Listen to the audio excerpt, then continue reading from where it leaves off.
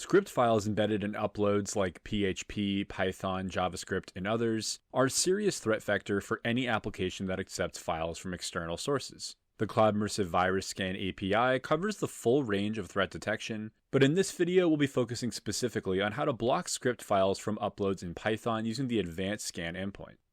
We'll be working in Google Colab. We'll start by writing our pip install command for the Cloud Immersive Virus Scan client library and running it. If you'd rather skip straight to the finished implementation, all of this code is available as a copy-paste snippet, and the link is in the description for where you can find that. With that done, we'll write our imports, starting with the Cloud Immersive Virus API client package, API exception from its REST module, and pprint, which we'll just use to print out the API response for this test. Now we'll handle configuration. We'll write a configuration object and add our API key.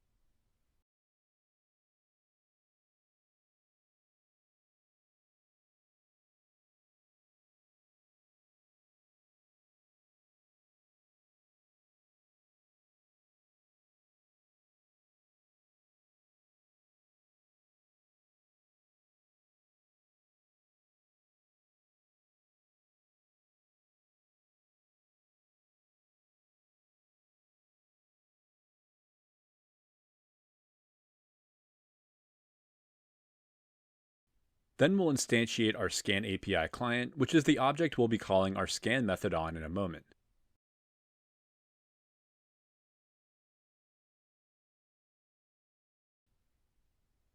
Right below that, we'll write our input file variable and point it at our test file, a PHP script we've uploaded directly to the Colab session.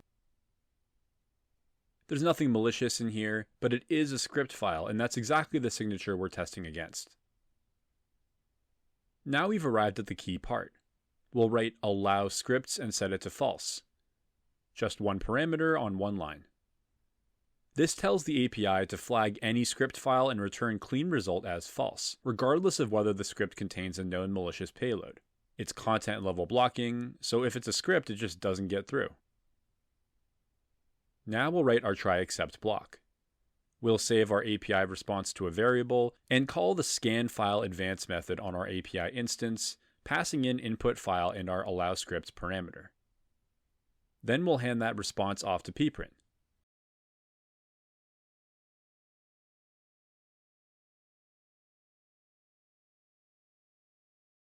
Now let's run it. In the API response, clean result is false and contains script is true. So we know exactly what happened and why the file failed. And just like in the previous videos, found viruses is none. There aren't any known malware signatures, it just failed purely on content type. That's the point. You don't need a virus definition to block something that has no business being uploaded to your application in the first place. Every other contains field comes back false as well, which gives us the same complete content fingerprint we've seen throughout the series. The API is doing a full content analysis on every file in a single call, regardless of which parameters you're actually enforcing. Now let's flip allow scripts to true and rerun.